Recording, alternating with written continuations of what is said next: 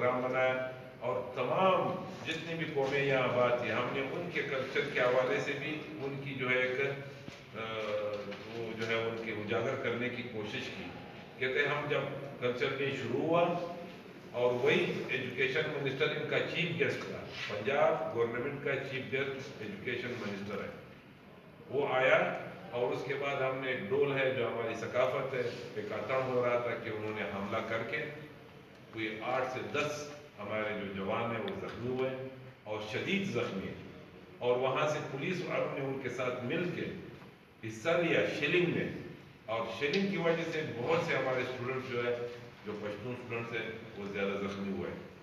ہم یہ چاہتے ہیں کہ کب تک یہ ہوگا, یا تو ہمارے پشتونوں کو اس نام پہ بدنام کر رہے ہیں کہ جی دہشت گرد ہیں, پنجاب میں یا سندھ میں یا خاص کر پنجاب میں نہیں چھوڑ رہے ہیں کہ جی ہماری پگڑی ہے, ہماری داڑھی ہے, یہ تو ہماری ثقافت ہے. آج دیکھو ایک دوسرا سازش ہو رہے ہیں ہمارے ان پشتونوں کے خلاف, ابھی بلوچ بھی ہے وہاں پہ ہمارے بلوچوں کے, کہ ان کو بھی اس نام پہ کہ جی یہ غدار ہیں, یہ ملک توڑنے والے ہیں. کس نے بات کی؟ وہ اپنا کلچر ڈے منا رہے تھے اور اپنے 23 اگست کا ایک دن منانے کی کوشش کر رہے تھے, انہوں نے ان پہ حملہ کیا. اور یہ کون ہوتے ہیں؟ ایک اسٹوڈنٹ تنظیم کون ہوتا ہے؟ یہ تو انتظامیہ کا کام ہے, یہ تو گورنمنٹ کا کام ہے. ان کو کس نے اختیار دیا کہ وہ یونیورسٹی میں مداخلت کرے؟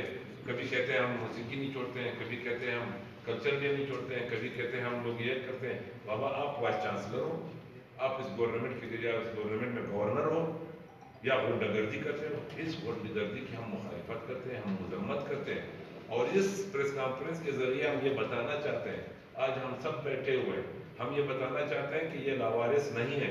ہمارے بچوں پہ ہم اسٹینڈ لے سکتے ہیں, ہمارے بچے, ہر انسان اپنے بچے کے لیے لڑ سکتا ہے, اور ہر انسان اپنی ثقافت کو کوئی بھی اس کو پامال کرنے کی کوشش کرے گا, چاہے ہماری روایت کو پامال کرے گا, ہمارے رواج کو پامال کرے گا, ہم اس کی بھرپور مخالفت کریں گے اور اس کا ڈٹ کر مقابلہ بھی کریں گے.